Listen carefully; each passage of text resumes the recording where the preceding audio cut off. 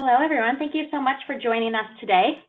We're excited to share a little bit about transforming your B2B marketing through digital. If you have any questions throughout the webinar, feel free to submit them using the question or chat feature within the webinar, as we will have some time at the end to do a little bit of Q&A. So just to start out, just want to give a quick overview of who we are. So we at Magnet 360 are the Salesforce practice within Mindtree. We've been a platinum consulting partner and have been a Salesforce partner for over 15 years. We have experience across all the clouds in the Salesforce ecosystem with over 500 minds across the globe. So today we're going to have Shannon and Amanda speak to you today about three main themes. The first being able to use the same technology across multiple sides of your business. So there's definitely going to be different use cases for your business as a whole, but what are some ways that you can take a technology you already have and really get the most out of it?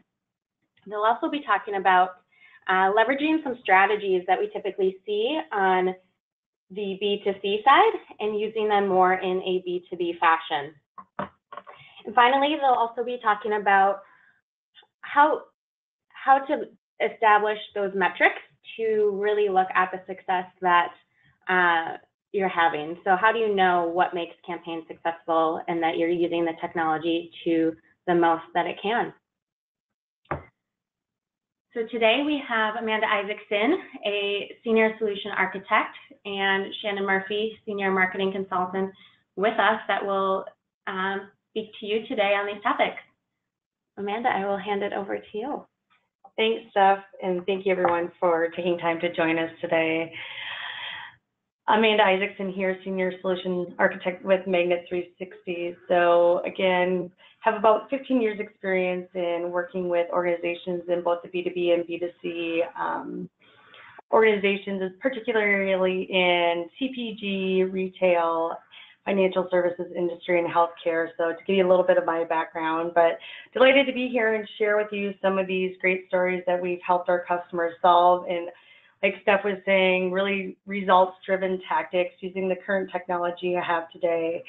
As we know, your customers are digital. 71% of U.S. buyers rely on product information about organizations or companies' products, their assets, and even looking at some of their content from their manufacturers and retailers and distributors to help them make a buying decision.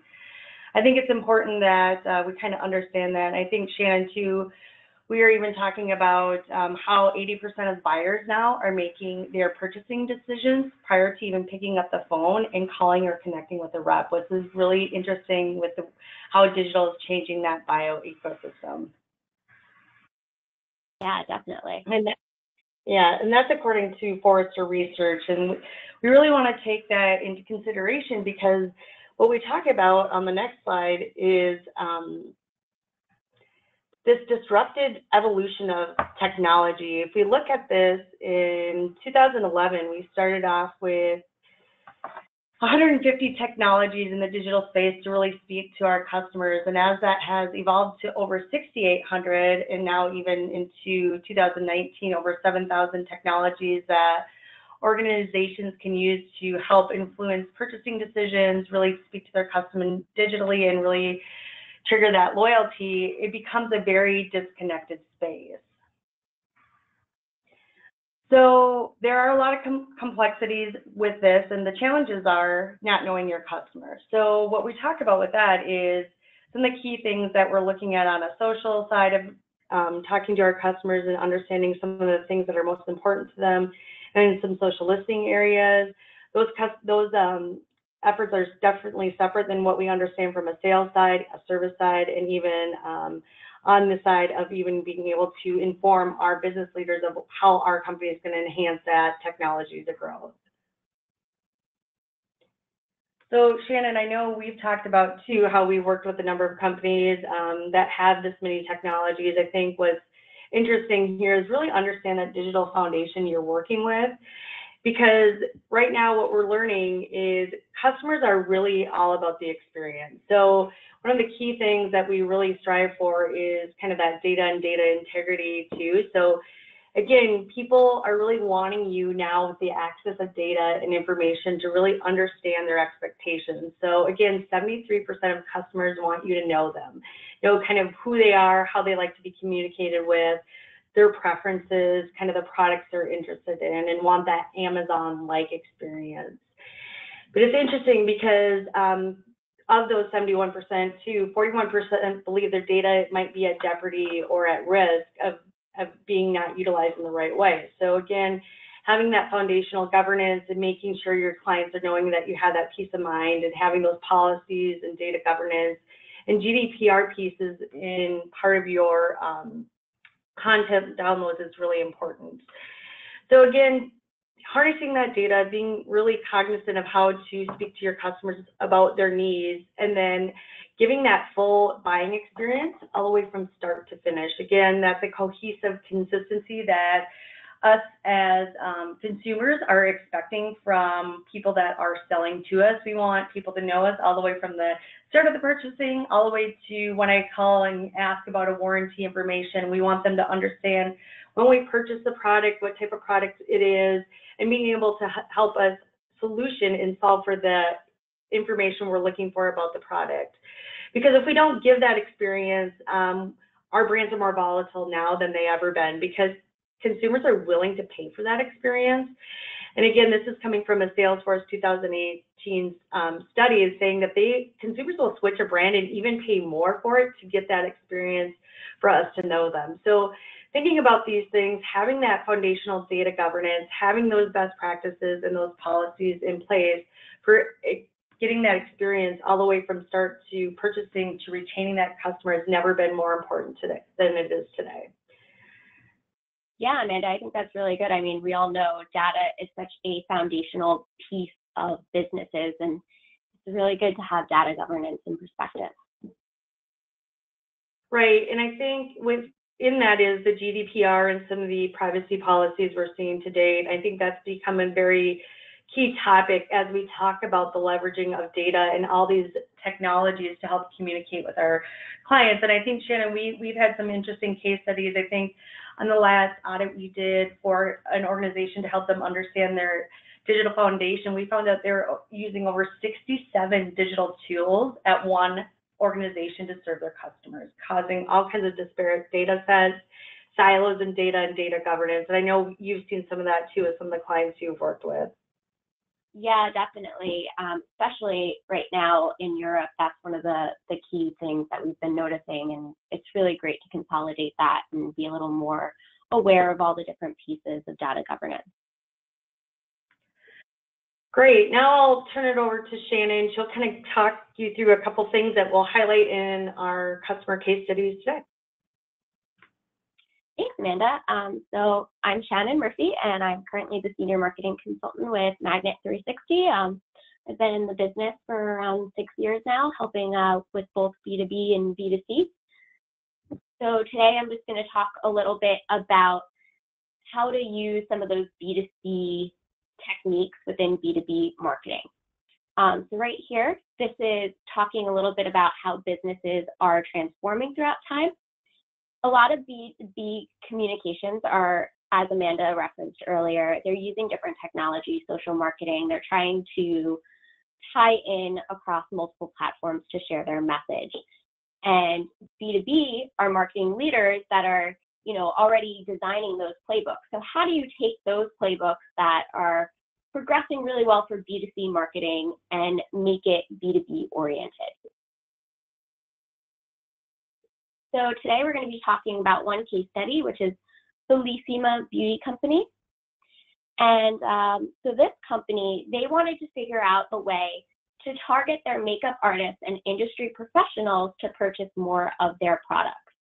They knew that, if you get that really great establishment with your current customers, it's a really great way to continue to get business growing and to keep your current customers engaged. So after brainstorming, looking at some of the different systems that they had in place, we helped them implement a loyalty program. And it was specifically for their makeup artists. As a makeup artist purchased more product, they would garner points, and each point would bring them to a different tier and status level. And as they got to those different tier and status levels, they got additional benefits, so they kept coming back. The result was the marketers were able to get some more time back. And this is really key. I mean, we all know this from a business perspective. You don't want to be spending time on something that can be automated. So if we were able to help automate something like this and keep customers engaged, those marketers could now take that time and put it towards, getting creative and getting additional marketing pipeline goals and items like that. The businesses and the customers were able to receive incentives as part of this loyalty program, so they felt important and they felt like the business they were buying from cared about them. And also, they were receiving relevant communications to what they wanted. We personalized all of these different tier emails with things like their name, what status they were, the number of points that they had. So each customer that was receiving the message knew that it was personalized specifically to them and their goals and needs. So for this specific example, our customer, Bellissima, already had a loyalty status database in place. So we were able to take an API call and send that status of the loyalty customer to Salesforce Marketing Cloud. Once that information was in Salesforce Marketing Cloud, we were able to run a query, and it would sort the relevant data into different data extensions. And those data extensions would enter into a journey. So once that data extension hit the loyalty customer journey, then all of the emails based on the criteria for that loyalty customer were sent out automatically. So the journey would have entry criteria, which would figure out exactly what attributes were needed for each status. And then that customer would receive the corresponding emails.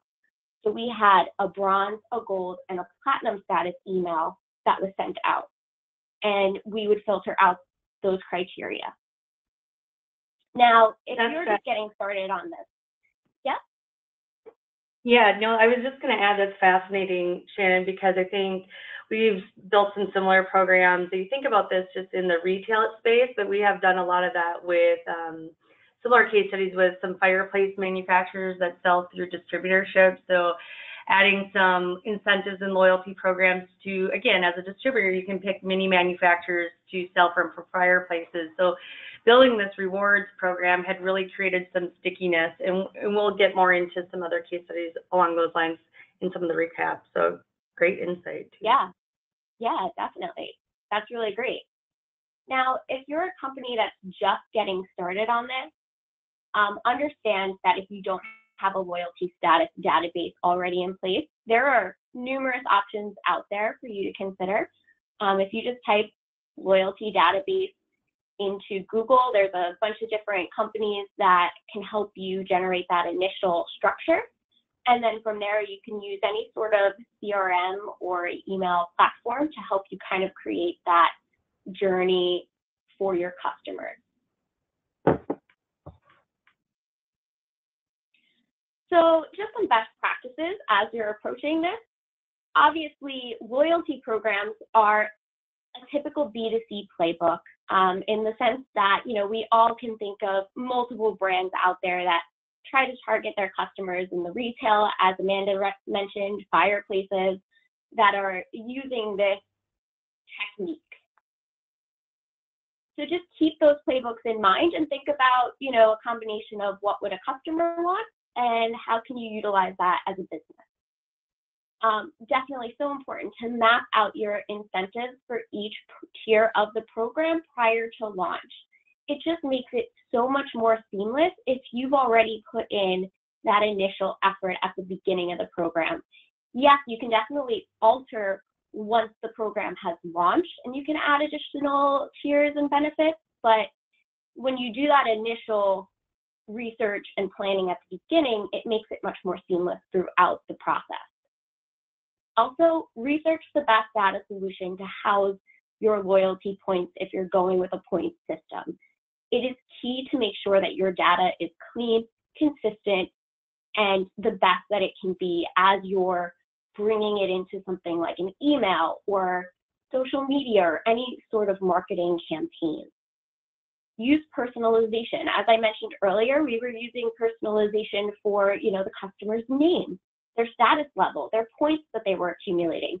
This will make, even if it's another business that you're sending it to, it will make them feel like you're paying attention to what they're purchasing from you. And then use the journey concept to have the members funnel into a strategic marketing flow. So what I mean by that is take the idea of a marketing cloud journey, which is where a customer goes throughout step by step to get to an end goal, and funnel that into what is strategic for your company. So if that's having a salesperson come in after the first email went out and follow up with an additional product, or if that's sending out an SMS or text message, do something that works for your business, but always make sure it is strategic and keeps your business goal in mind. That's a great case study, Shannon. It's exciting to hear how organizations have used loyalty programs to really accelerate some goals for their business and keeping that end game in mind. Again, like we talked about in previous slides, our brands are so at risk for change and not being able to have that consistent and unified experience, and just enhancing the loyalty through a use of a rewards program is really key. I do think we're seeing more of this in the B2B space, and like we talked about with the manufacturer of the distributor fireplaces, is how do we really make sure there's a lot of perceived value in there and not just, increasing market share, but also making sure that the loyalty program is incentive to the organization using them. And one key way we did this similarly for a hearing aid company is we would give them, through a number of units of hearing aids purchased and helping them augment and prepare their business, we would lend a hand with them from the organization and give them funding for co-op branding marketing campaigns. So again, another great way to build out a loyalty program is potentially even having some manufacturer funds that we go in, help them co-brand and co-op and put together some marketing events to help them really drive their practice. We saw a lot of great success with tactics like that. So it's another unique way of looking at it. And I think we often think about loyalty programs with retail brands like Best Buy and keeping market share, but it's just interesting to see those transformation in the B2B space. Yeah, definitely.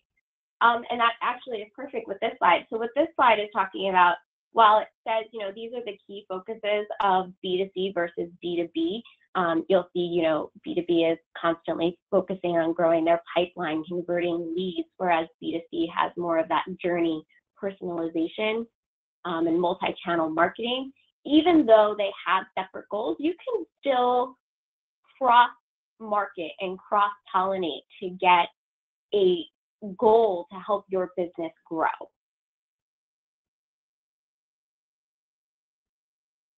Great. So thank you. And now I'm going to pass it over to Amanda, and she's going to talk a little bit about some more about B2B buyers. Yeah, so I think, Shannon, thanks for sharing that story. And like she was saying, B2B buyers and B2C organizations often have different business goals or metrics. As you see, sometimes B2C channels have more of an e-commerce play, and they tend to focus more on that transactional way of getting people through their buyer's journey. So a good example of that would be, as a purchaser, am looking online at an electronics company, I add a let's just pair of headphones to my shopping cart. I kind of leave them in there and I get sent or emailed an offer, say, don't forget about this, you know, you left me in your cart, kind of reminding me to purchase. It's very transactional. I can go back to that cart and actually make a purchase pretty seamlessly and really keep that journey all on the digital space without even really interacting with a person. For B2B, oftentimes some of those purchases are unique and different because we are selling to another organization which could have multiple buyers. So a good example of this is potentially like buying an e-commerce solution or re-platforming. I'm going to definitely have a team of people that are going to help me make this purchasing decision. This isn't going to just be a transaction that I put in my cart and go through the purchasing funnel. So I think it's really important to understand that the lead life cycle for B2B buyers can be really unique and again, not as accelerated as B2Cs because you have these various sales stages. So again, a good example of this would be I'm trying to educate myself about the best e-commerce platform out there. So as a buyer, I might be an advocate and kind of setting the research where my key decision maker lives with my CIO and our digital CTO. So just kind of looking at that buying journey, there might be various steps and it may be a 12 to 18 month purchasing decision by the time I start the journey and actually become a buying customer. And so as we think about that with the life cycle of B2B buyers, using some of these playbooks from B2C, there's a lot of key things to consider is how do we keep that client engaged, knowing it can take up to 30 to 40 touch points to convert a B2B buyer. So again, understanding that buying journey, and then how do we make it somewhat repeatable? Again, in B2C world, it can be a little bit easier to navigate those insights, but with today's tools, you are getting access to some of that information. You are being able to use some of the predictive intel to understand what that journey and those touch points need to look like. So again, looking at some of your digital technologies and your current ecosystem, how do we drive this anonymous B2B buyer to an active customer and then again, get them loyal and an active referral customer as well. And what I'll talk to you right now is a study we did with a campaign we did with Life Touch Portrait Photography Company. So this is a company based in the US. It's a $1 billion company. I think as far as their business model, they really serve schools, businesses, and preschools and church communities and focusing in on connecting them through portraits of their students, their employers, and their worshipers across the United States. So again, this is a very large organization. Their brand's pretty well known in North America, and their key driver for growth is they really offer the portrait sessions as a complimentary service to these B2B organizations. Where they really drive the revenue is when a consumer and employer orders those pictures for either their personal profile on LinkedIn or student pictures that they have at the schools. So again, this company has been around for over 100 years. So I think that's really important today to note is this company's kind of done things the same way year over year. They're still transporting a lot of their digital assets from portraits on CDs. And again, to this date, they're going through a big digital transformation. So as we look at some of the challenges for growth for Life Touch on the next slide, they learned because of their silos and how large the organization was, they had an issue with expanding their growth. So what the challenge was is after doing some little analysis with some of their teams, is we found out there were 10,000 schools and accounts that had never been talked to in the last 10 years. So what's interesting about this is this large organization was kind of leaving leads left behind and not retaining their customers for lifelong value. So what we did, we learned that there was also 20,000 buyers associated to these organizations. And we also learned that because of the gap in our process that this was not streamlined, and we had some key issues with our data integrity and how our organization was capturing market share, again, with these inactive accounts. So what we did was we wanted to think of a way to re-engage these accounts and figure out why they haven't done business with us in 10 years or longer. And we wanted to run a pilot campaign to see if this is something we could roll out on a national basis to understand, are these people we should be talking to? Are these people, how should we better serve these people? Can we win them back and really increase revenue with people that we already have worked with in the past? So again, I think the key thing here is understanding the pockets of opportunities your organization has for growth, and then really getting aligned with the key players involved, particularly in a B2B organization. It's oftentimes led with sales, marketing, and technology leaders to make sure you're all kind of aligned in the goals and objectives from a campaign that we want to drive success with for the business. So again, we wanted to make sure before we went through the playbook, we had the data integrity figured out. So we did do a Bright Verify cleansing. Basically what that means is in order to communicate with these audiences, we want to make sure their emails were valid and their phone numbers were valid. So this tool lets you do that. It sends a warm ping to the email and the phone number to make sure that that email is still active. So again, we can't speak enough about data integrity. ISPs like Gmail, even corporate ISPs, really rely on some of these sending metrics to make sure your email and your list consistencies at that 98% deliverability. So then we picked a small pilot to run of 200 contacts that we wanted to kind of reach based on some of their purchase history. So again, we did have access to some of that data. We could kind of see who would be the best fit based on size of the company, number of people that purchased from us, and number of products ordered. So basically this campaign we sent out was to see why they left us and, understand from a survey perspective if there's an opportunity to win them back. So it was really focused on that customer loyalty and win back strategy. And the key objective was not revenue, but it was just to get that sentiment and say, okay, we know we lost you, how can we do better?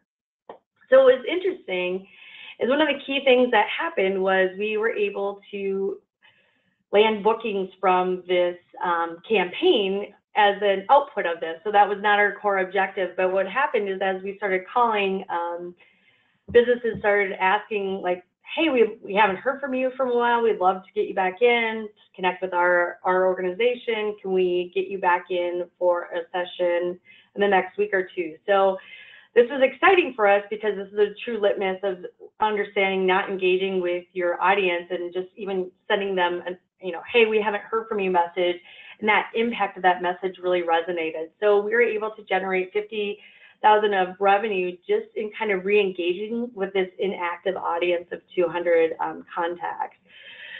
We then went in and we decided at that point we had an opportunity to roll this campaign out to the larger audience. And I think what was most impressive about this is that we generated over 8 million of pipeline. We booked over 4 million of revenue with this campaign. So really exciting results for the organization that they could really see growth from. Wow, Amanda, that's really great. So how did you get this data?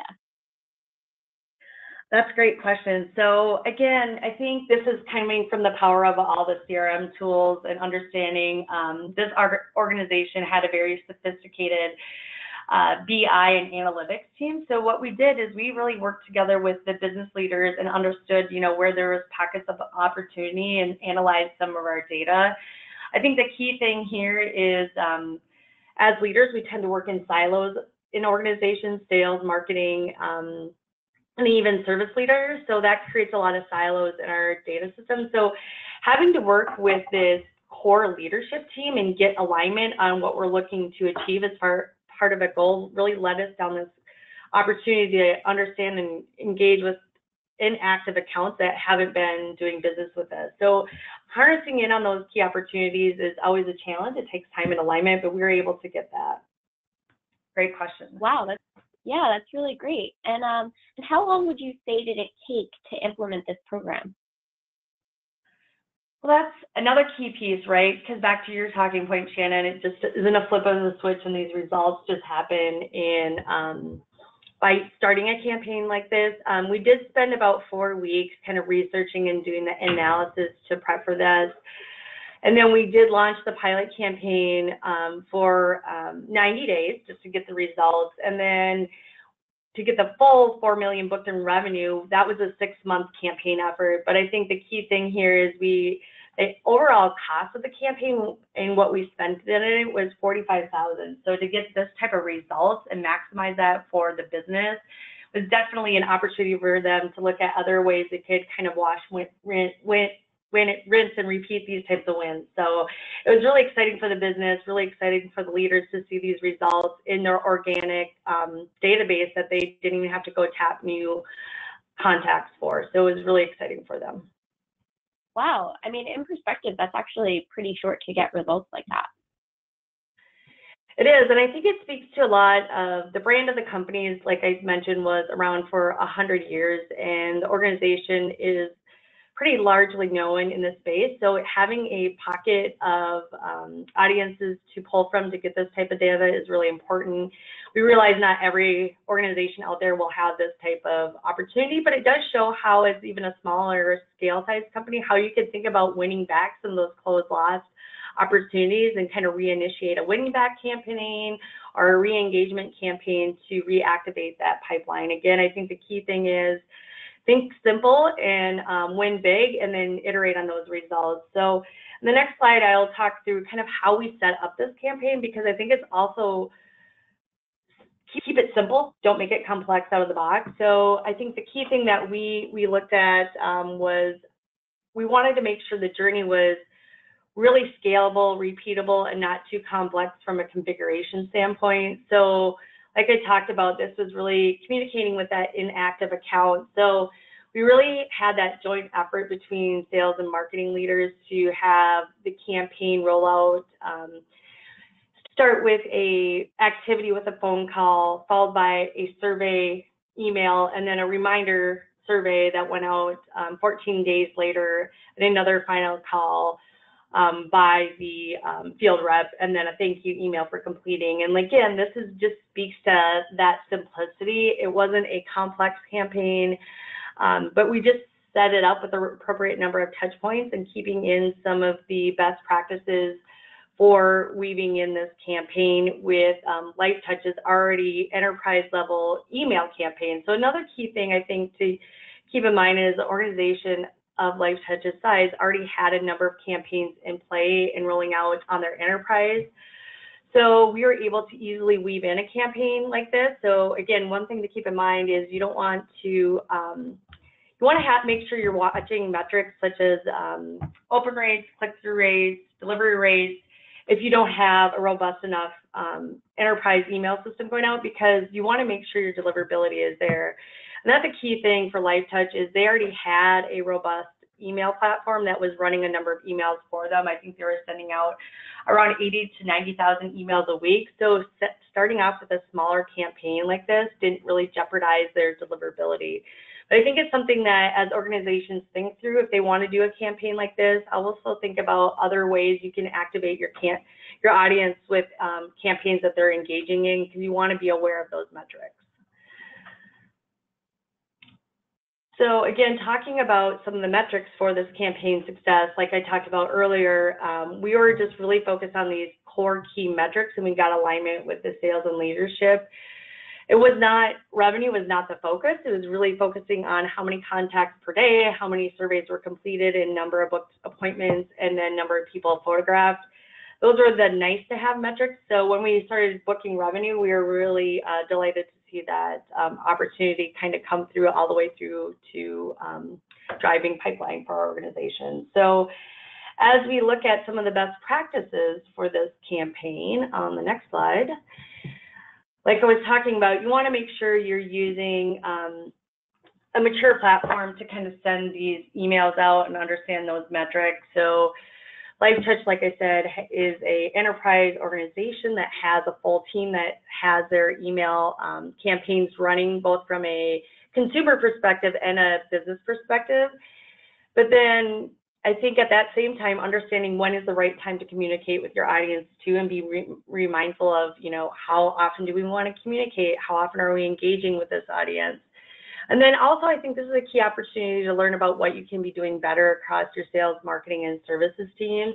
Again, this kind of speaks to those silos of data and understanding where there might be opportunity and to enrich those programs through automation.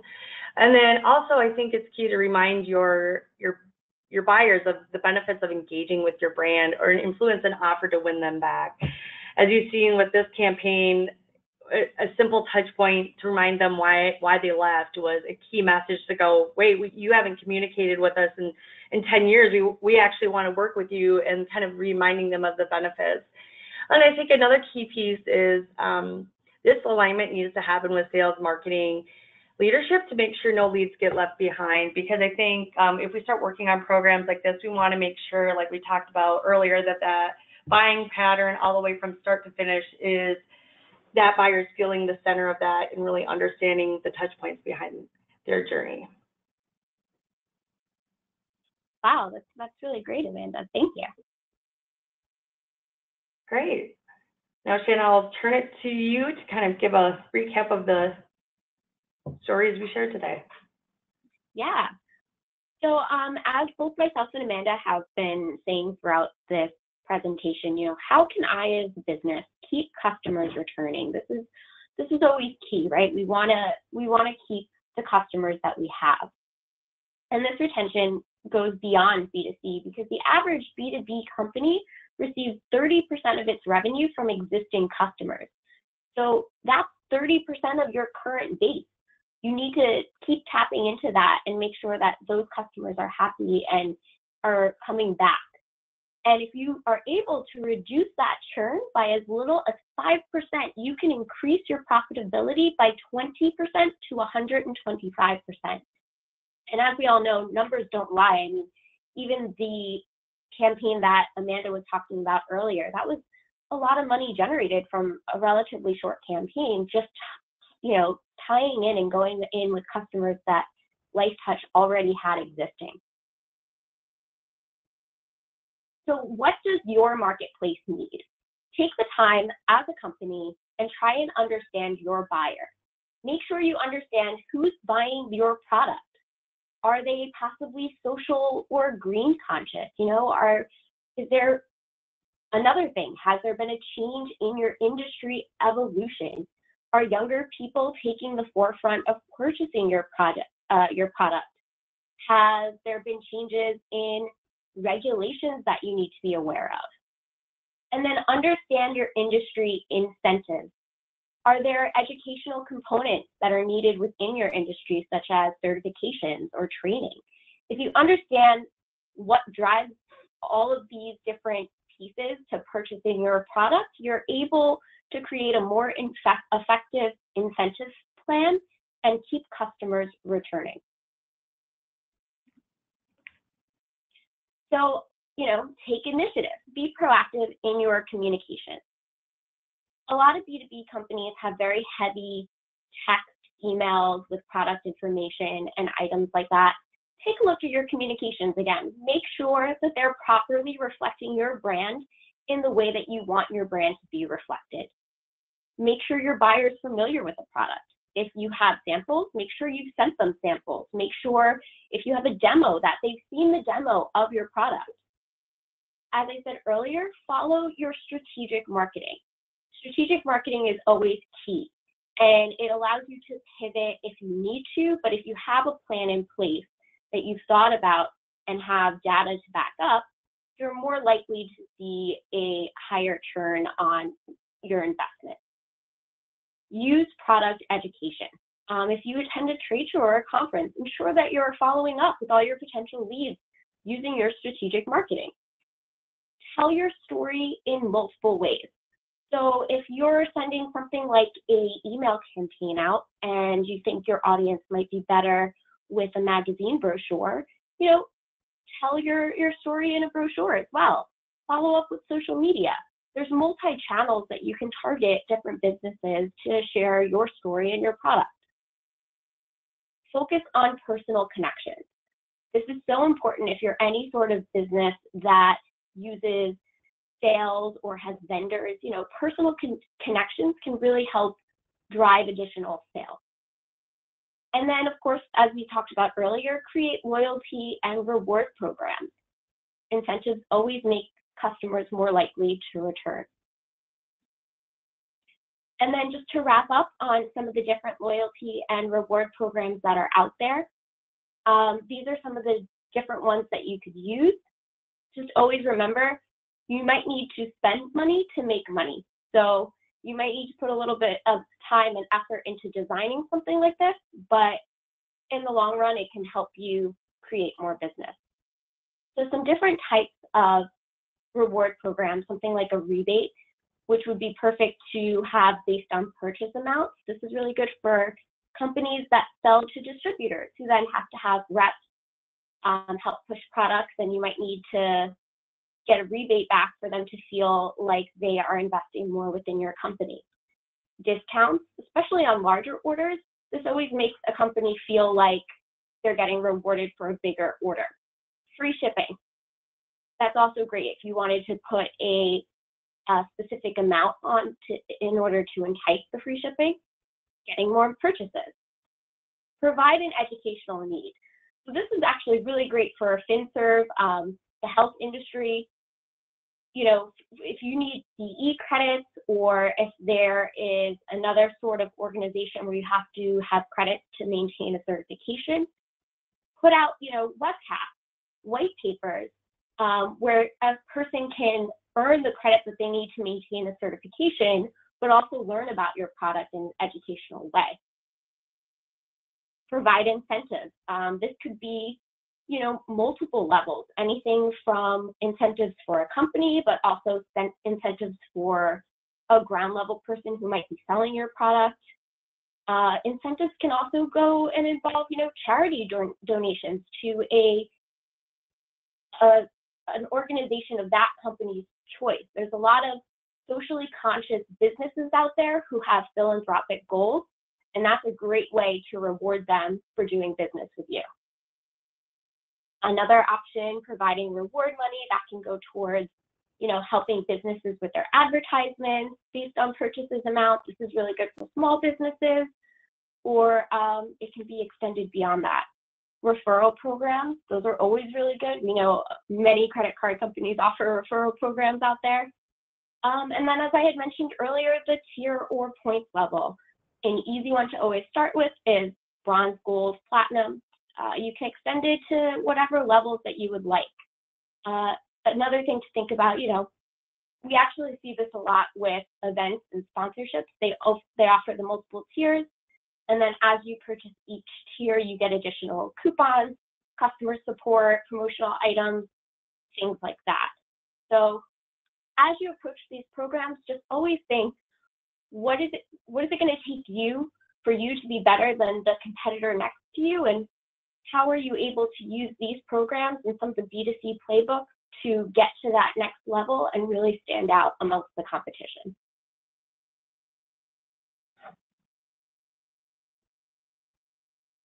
Awesome. So thank you, Shannon and Amanda, for walking us through such great information. So let's, just to wrap up, want to go over our themes again, highlighting the few topics that they covered. So we really talked about how, although B2B and B2C companies typically have separate goals that they're going after, you can leverage some of the same technologies and the same strategies across both to drive results for your business. And those results don't have to immediately be just driving revenue like Amanda talked about in the Life Touch example. It can be starting out by just contacting your audience and getting feedback from them, and ultimately that will drive revenue. But each campaign should have different metrics to start off, and it doesn't always have to be that end number. So let's take a few minutes to go over some questions that we got. The first one is, so how do I get started as a business? A lot here. Yeah, so I think this comes down to kind of your core goals and objectives for growth. So there's going to be different things for different organizations. Like we said, with the Life Touch example, that was kind of a win-back strategy. But there are some things like we were just talking about. If you aren't a 100-year-old brand, right? If you're just getting started, maybe it's more of a brand awareness campaign, getting people, like Shannon was talking about, building drip campaigns, content strategies to get people to acclimate with you, understand your brand, what's most important to you. I think in that Starkey example, one of the key things we did to help smaller audiologist practices and ENT practices understand our product is we built nurture campaigns for them to send out to their audiences. A key thing with that is ENT practices and audiologist practices tend to be very small businesses, so they don't have a marketing team there to support all the efforts that you need to personalize and send one-to-one content. So we're able to help them and augment some of that communication by building them a simple hearing aid or hearing care program for them to kind of talk to their buyers from. Because it was interesting, because we did learn in that piece of it, although their buyers weren't necessarily digital, it was often a third party, like a son or daughter, that would be helping their loved one find that hearing solution. So it was kind of a new area, a new journey for ENT and audiologist practices to use digital, but it really helped them grow their businesses with a very small budget. So again, thinking about just communicating the value of having the gift of hearing was a key message, because we all know how painful that is when you have a loved one that you can't communicate with, especially if they're, talking with them over the phone. So again, really sentiment and really talk about that messaging. And then I think another key thing with that particular case study is Starkey is a very big philanthropic organization. They give back globally. They actually have a Starkey Cares program. So that was another key area we let our audiologists and ENT practices promote in their offices, because they did want to give back. But oftentimes, again, a 1 and 2 practice area doesn't always have the robust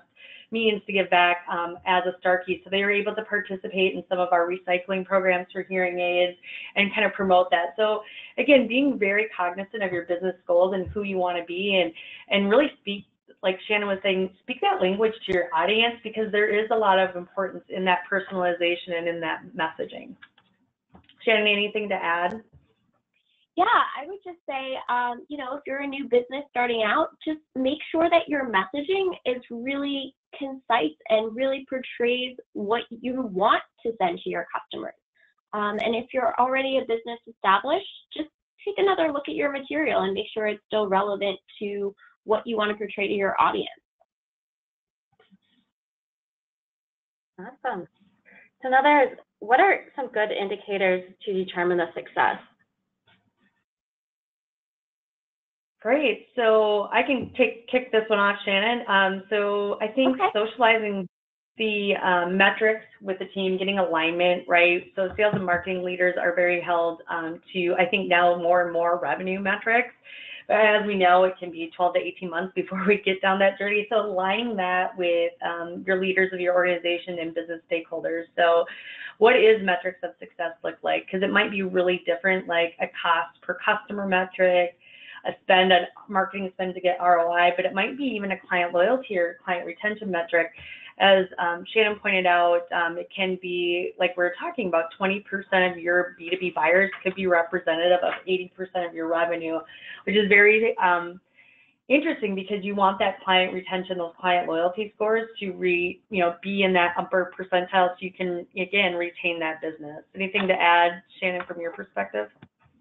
Yeah, I would say if you're starting out from a digital perspective, if you're sending things like email campaigns out, look at your open, your click rates, social media, your click rates, items like that, and use that for your ROI, and make sure that you are tracking your leads and your current existing customers and utilizing those metrics in response to what you've also sent out. Awesome. Looks like we have just one more here. So how do I get support from my executives for this?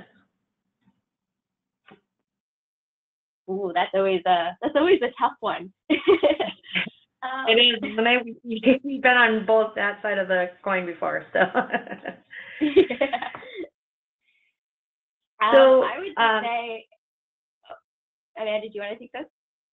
Yeah, I can take this one. So I think getting aligning your core business objectives like we talked about and getting really down to what drives the business as a whole and getting that alignment. Again, these aren't tactics that you just flip on a switch and they work automatically, and content and speaking their language are definitely key pillars, but it goes beyond that. The business needs to speak that language all the way through from the top of the funnel to all the way to client. So getting that alignment from all the way at the start of the customer journey all the way to client loyalty is really important. And then being able to pilot some things and kind of understand those key wins. I think there's always a risk for executives to understand their investment in this type of program. But again, start small, win big, socialize those results, and iterate on that success. And again, the leaders will align and give you the funding you need as an organization to automate and drive business growth with key results. So I think that's a key takeaway too. Shannon, anything to add on your side? No, I think you really hit the nail on the head. I think that was good.